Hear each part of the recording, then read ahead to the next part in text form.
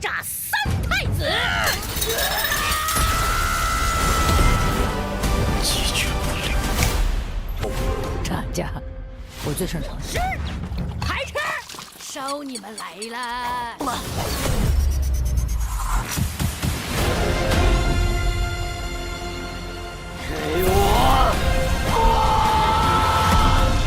The movie kicks off with Taiyi narrating the tale of the Chaos Pearl from 3 years ago. Taiyi recounted how everyone knew of their great deeds. Even though their souls had been destroyed, the seven-colored lotus had the power to rebuild their bodies. The essence of the lotus flowed into the water, producing special fruits. Taiyi instructed the farmers to gather these fruits, and once the essence was complete, he told them to immerse themselves in it. Nezha did so, overwhelmed with joy. Taiyi then asked the celestial pig to shape their bodies. Both Nezha and Aobing expressed their gratitude, though their forms were still incomplete. Just then, Nezha's parents informed them that they had summoned all of Chentang's armies to remain on high alert for a possible attack from ℭ𝔬𝔭𝔯𝔦𝔤. Taiyi warned them to be careful, as the Dragon King was a serious threat. He then revealed his accomplishment to Nezha, who, though pleased, suggested improvements. His parents agreed, which only frustrated the celestial pig, who eventually gave in and handed them the magic chisel. Meanwhile, Taiyi took the opportunity to complete Aobing's transformation. However, once finished, he realized that Nezha had crafted an inferior version of himself. Taiyi then cast a spell, allowing Nezha to regain his physical body. At that moment, a messenger arrived with urgent news. ℭ𝔬𝔭𝔯𝔦𝔤 was in the skies above the city. Aobing wanted to join the battle and assist Nezha's parents, but Taiyi warned him that if he wanted to keep his body intact, it was best to stay out of it. Up in the city, ℭ𝔬𝔯𝔦 declared that he wasn't alone. Recently, he had met with the Sea Kings, who were filled with rage after being imprisoned for so long. Their leader, and Aobing's father, Aoguang, threatened his brothers, demanding that they moderate their words as he considered them inferior and forbade them from speaking about his son with disrespect. Their sister, trying to negotiate, made a proposal. She offered to share with ℭ𝔬𝔯𝔦𝔤 the celestial opening technique, a weapon that could be used to invade Chentang Pass. In the present, ℭ𝔬𝔯𝔦𝔤 activated this technique, tearing through the sky and summoning the sea warriors under the command of the Dragon Sister. However, their help would not come for free. Her only condition was that Aoguang lower the magma levels in his prison. Meanwhile, Taiyi watched as the sea monster from the previous movie tried to flee, abandoning its two helpers to their fate. Realizing they would be punished, the helpers tried to knock each other out to avoid confrontation. However, Taiyi ordered them to stop fighting and help him.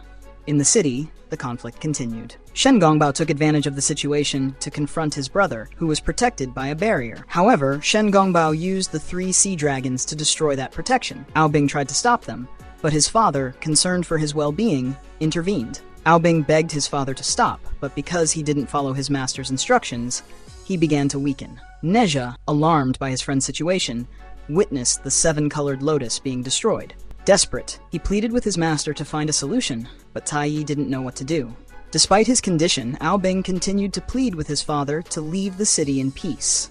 Faced with the gravity of the situation, Taiyi concluded that the only way to save them was to fuse Nezha and Aobing into one body, at least for 7 days. Aobing agreed, and they merged into a single entity. Their mission now was to find King Yongyan, a weapon capable of restoring the magical power of any object, which would allow them to regenerate the lotus.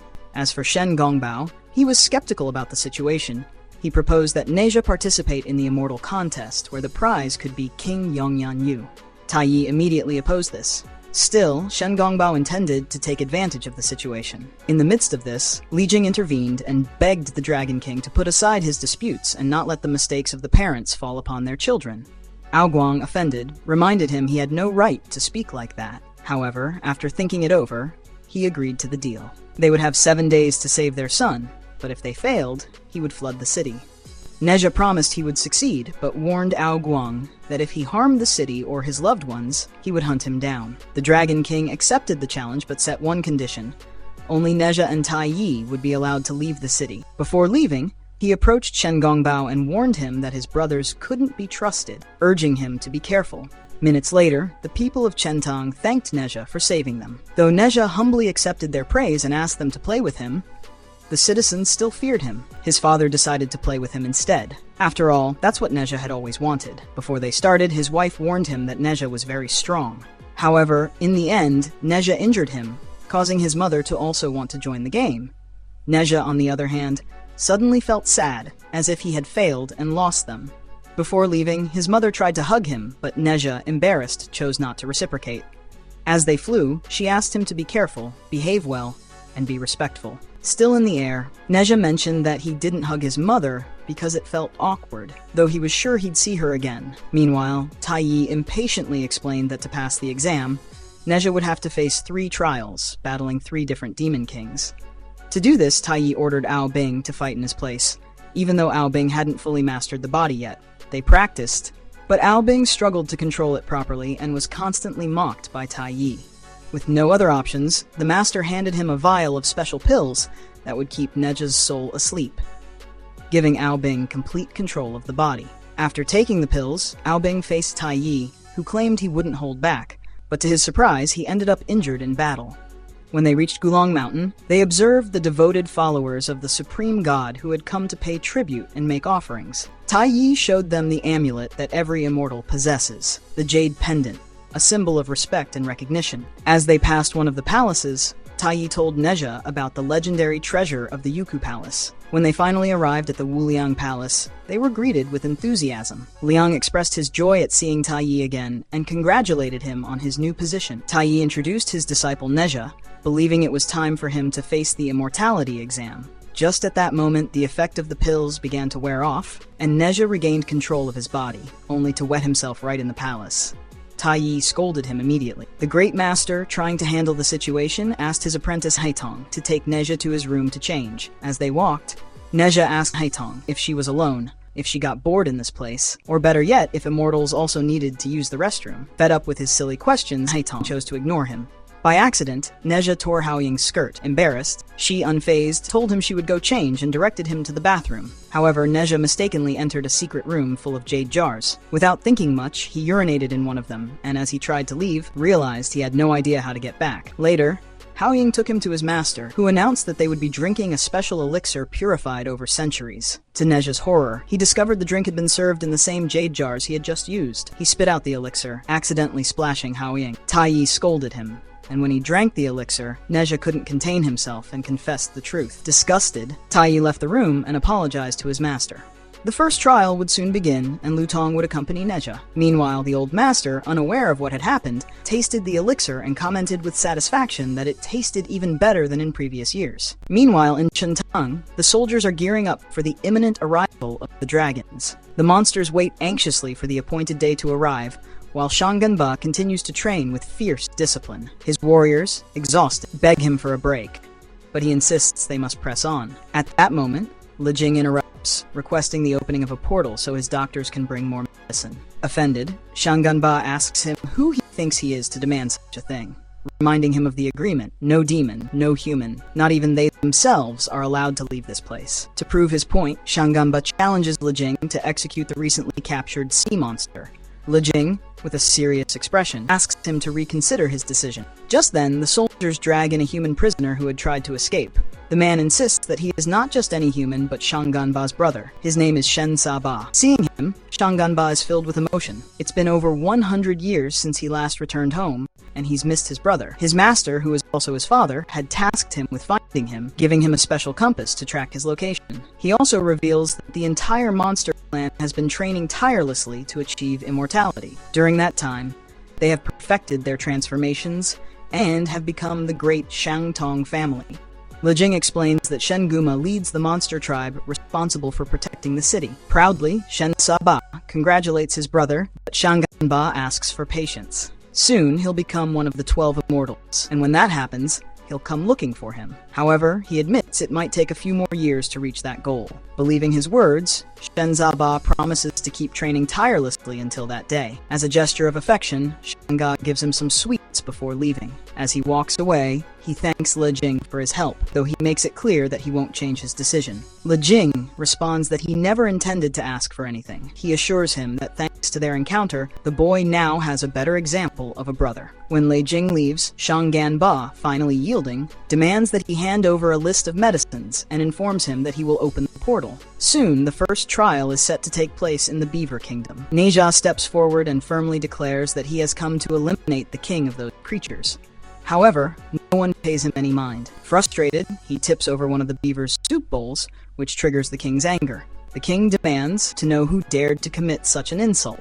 Determined to teach him a lesson, the king prepares to face him. Nezha hands control of his body over to Aobing, who skillfully shows off his abilities. Terrified by the display, the king decides to send his younger brother into the battle, as Nezha has regained control of his body. Desperate to find the pills, Nezha begins searching, but before he can find them, the beaver's younger brother knocks him out, causing the pill bottle to fall accidentally into the beaver's soup. Meanwhile, Luong wants to call an end to the exam, but Taiyi insists on giving Nezha another chance. With no other choice, Nezha decides to drink all the soup and fight the beavers. Seeing that his enemy is weaker than he expected, the king intervenes. However, he is easily defeated. His younger brother continues the fight and manages to prevail. Nezha ends up vomiting all the soup. In a moment of desperation, he realizes that the only way to win is by eating his own vomit. In the end, they are knocked out. And once again, the king tries to eliminate him, but then Aobing takes control of the body and defeats both brothers. With that, Nezha passes the trial. Tong orders his warriors to capture the beavers, as they will now be locked up and guided down a better path. Back at the temple, Nezha is congratulated for his achievement. Many gods praise him, although some look down on him, commenting that he is ugly, has terrible manners, and dark circles under his eyes. Angry, Nezha wants to strike out at those who insulted him, but Taiyi asks him not to. On that day, January 10th, the principal gods gather for a very rare event, the Gods' Conference. Taiyi suggests that it would be best to leave, but Wang reminds him that sooner or later, he would himself become one of the gods. The gods are present, and Wang introduces Nezha as his younger brother and disciple, emphasizing that he has met all the expectations. However, the War of the Gods is imminent, so they have to carefully plan their next moves. Among those present, there is consensus that if they stay united, they can defeat and eradicate all evil. In particular, they point out the Sky Dragon clan, as they have become a real problem for them. One of the gods asks what exactly the dragons have done wrong. Luong answers coldly that they haven't done anything wrong yet, but they are extremely powerful. He doesn't trust their race, so the best course of action is to eliminate them before they become a threat. Not all the gods share this opinion, so the decision about their fate is postponed. In the middle of the meeting, one of the gods suggests that Nezha meet his brothers. However, this fills him with fear, as he has never met them, and doesn't even know he had any. Nervously, he confesses that he doesn't feel worthy of meeting them. Instead of supporting him, Aobing takes the chance to insult him. Nezha thanks Aobing for his support, and decides to take the pills, allowing Aobing to take control of his body and meet his brothers. Sometime later, Aobing starts crying, which piques Nezha's curiosity, and he asks what is bothering him. Aobing replies that he remembers his other brother, which surprises Nezha, since he had no idea that his friend had siblings. Aobing tells him that in a way, his other brother has always been Nezha. He then shares that Nezha's brothers had asked about his well-being, how he was doing, and assured him that no matter what happens, they would always be there for him, because they loved him dearly. Those words move Nezha to tears. Seeing Nezha cry, Aobing teases him, but Nezha admits that he is scared. He realizes that he has been immature, but he also understands that he has never been alone. He has always had his parents, who have supported and loved him. Both friends promise to grow stronger and stop being a burden to their family. In a distant valley, Shanganba's master and father is training his disciples, teaching them the importance of being upright, confident, and striving to the utmost. Only then can they hope to become immortal. Suddenly, Nezha appears before him and presents himself with determination, declaring that he wants to defeat him and attain immortality. Impressed by the poem Nezha recited, the master praises him and orders the rest of his students to practice it. However, he also points out Nezha's flaws, like his roughness and lack of personal care. Despite that, Nezha insists on becoming his apprentice. Finally, the master agrees, but warns him that for now, he'll have to meditate with his fellow disciples. Nezha, feeling down about the idea, protests, saying meditation is too boring and that he was expecting some real combat training. With his defiant attitude, he gives the master 3 minutes to change his mind. Due to his insolence, the master kicks him out, warning him that if he doesn't obey, he'll face even harsher consequences. Determined to prove his worth, Nezha allows Aobing to control his body, and together, they challenge the master. During the fight, Aobing dodges the master's attacks by using the disciples as shields. The master, impressed by their skills, warns them that now he'll fight seriously. Despite the master's superior strength, the duo keeps fighting. Aobing seizes the moment of carelessness and plunges him into the river's depths. But the master uses this to his advantage, continuing the attack. In a desperate move, Aobing freezes the master, but the master distracts himself by noticing the god's emblems. Nezha seizes the chance to freeze one of his arms, allowing Luong to arrest him. Before being taken away, the master instructs his disciples to maintain their discipline and accept their punishment with dignity. He assures them that they'll have better masters, and with the immortals, they'll surpass their expectations. However, ℭ𝔬𝔦𝔠𝔩𝔤, seeing his master in danger, tries to defend him. Noticing Nezha still holding his arm, he attacks with fury, ignoring his master's pleas to stop. Lutong, witnessing their transgressions, attempts to eliminate them, but Aobing intervenes and begs him not to. With sadness, Aobing tells him that his master is already dead, and all that remains is to live in disgrace. Meanwhile, in Chenang, the medicine arrives. ℭ𝔬𝔭𝔶 asks Shangganba if he wants to have lunch with them. Now we see that the sea monster has become a loyal servant. He says that by being with them, he will leave behind his evil ways and follow a better path. Lady Yin asks if the food is to his liking. Sheng replied that it was because, despite his past mistakes, he knew he needed to change. He still had time to improve, and if he didn't do it now, it would be much harder later. However, Shangganba interrupted them, asking them to be quiet. According to him, they knew nothing about the immortals. At that moment, one of his subordinates brought in ℭ𝔬𝔦𝔠𝔩, who was injured. His brother, alarmed, asked what had happened. In a weak voice, ℭ𝔬𝔦𝔠𝔩 told him that their father had lost an arm and was now a prisoner before fading away. His brother revealed that Nezha was responsible for all of this. At the palace, Haoing congratulated Nezha for passing the test. However, the master wasn't available at the moment, and it was best to rest before continuing. But Nezha, impatient as ever, wanted to press on. Luong informed him that his next challenge would be to face the mountain demon. Soon after, the jade monsters arrived with alarming news. The city of Chenang had been attacked.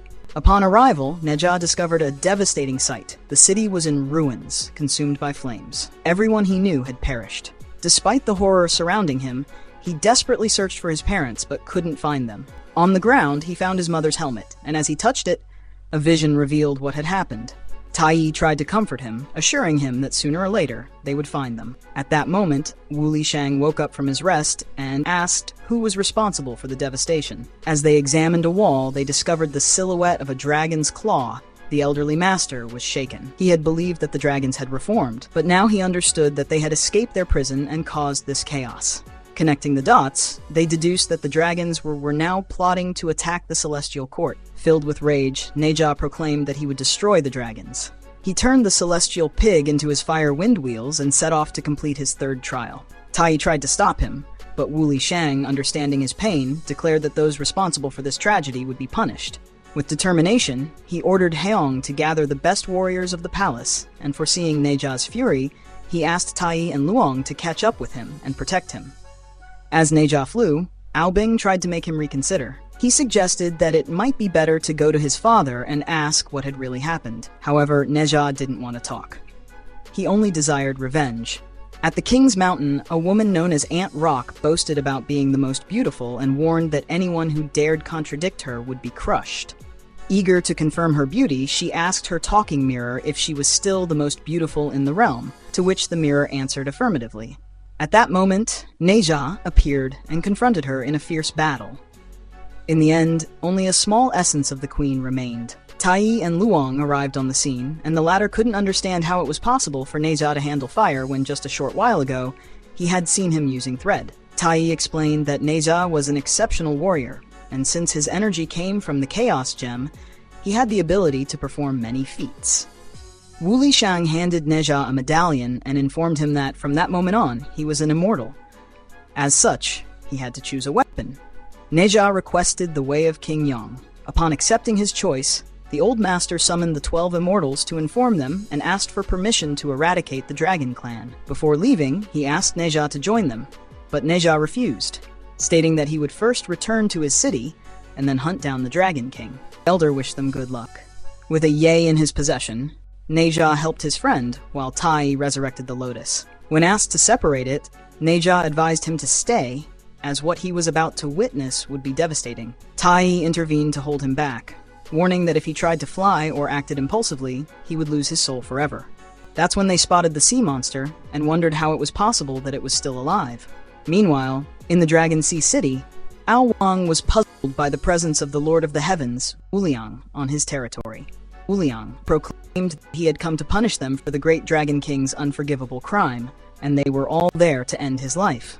ℬ𝔬𝔭 summoned a weapon with which he planned to annihilate everyone in the city. Before the attack could land, ℬ𝔬𝔭 transformed into his human form and attempted to strike the old master, but his offensive was stopped by Luong and Haitong. Meanwhile, the Dragon King's sister longed for her freedom and ordered her subordinates to destroy the pillar, but other dragons prevented the act. Nezha faced ℬ𝔬𝔭, vowing to destroy him. The Dragon City was trapped in a giant ear, which Nezha used to his advantage, trying to defeat the Dragon King. ℬ𝔬𝔭 assured him that they would avenge his parents and eradicate the evil, as they both would bring justice. However, Nezha felt empty, not knowing what to do. His mind took him back to his early years, remembering his parents. At that moment, he saw them before him. Overcome with emotion, he broke into tears, as he had believed they were dead. Lady Yin then confessed to him that the dragons hadn't attacked them, nor had Xiang'an. The true culprit was the one they called the Immortal. A few hours earlier, a wooden dragon had arrived in the city. The sea dragons defended the place alongside Xiang'an, who, outraged, asked who dared attack the city. Then, ℬ𝔬𝔭 appeared, and Xiang demanded to know why he had arrested his father, accusing him of being a corrupt immortal. ℬ𝔬𝔭 responded that Nezha would be useful to his ranks, and for that reason, he needed to eliminate his enemies. The Dragon King's brothers allied with the immortal master, promising to become his slaves in exchange for their freedom. As proof of their loyalty, they set the city on fire. Xiang'an ordered the sea monster to turn them into stone, to protect Nezha's parents. Meanwhile, Xiang'an decided to stay and face the sea army. Now in the present, ℬ𝔬𝔭 proclaimed that he would turn the dragons into elixirs to create an invincible army. Tai, puzzled, couldn't understand how someone like him had been chosen as the palace sage. Upon hearing this, Nezha changed his mind and fought against the dragons. However, after defeating them, ℬ𝔬𝔭 injected needles into their bodies and locked them in the heavenly vessel. Outside the vessel, Tai couldn't believe his brother's cruelty, but ℬ𝔬𝔭 silenced him with a harsh glare. Inside the mystical prison, ℬ𝔬𝔭 explained that the only way to escape was by meditating for 3 hours. Unfortunately, Nezha's mother was severely wounded. ℬ𝔬𝔭 appeared again and offered to free them in exchange for Nezha becoming his slave. His mother, outraged, rejected the offer, stating that her son was a good person and would never serve someone so vile. The old master withdrew, and before it was too late, Nezha's parents asked him to find his brothers, reveal the truth to them, and fight against the corrupt gods. Devastated, Nezha broke down in tears, realizing that his mother wouldn't survive. She hugged him tenderly and whispered that from the moment he was born, he became the most important thing in her life. She assured him that she would always love him and that being his mother had been her greatest blessing. Moments later, she breathed her last. Filled with rage and pain, Nezha unleashed his true power, destroying his own body in the process. By releasing his true form, he managed to rescue Aobing. Together, they decided to destroy that place, and with the power of the Chaos Pearl, they succeeded in freeing themselves. ℬ𝔬𝔭, furious, refused to allow it. The rest of the immortals intervened, offering their support, but none of those present could do anything against the overwhelming power of Nezha and Aobing. The heavenly vessel was destroyed, and a final battle broke out between both sides. With their newfound power, the princes managed to defeat the corrupt god. As he faded away, he swore to return and annihilate them. In the end, both princes said their goodbyes to their families and promised to end the corrupt gods, knowing that sooner or later the war would continue. In the post-credit scene, ℬ𝔬𝔭, badly wounded, visited Xiang'an and asked for help. Xiang firmly refused.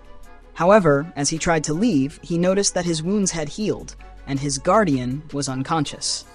The only way to escape that place was to attack him and disfigure his face. Thank you for watching. Be sure to check out our other videos and subscribe for more magical adventures. See you next time.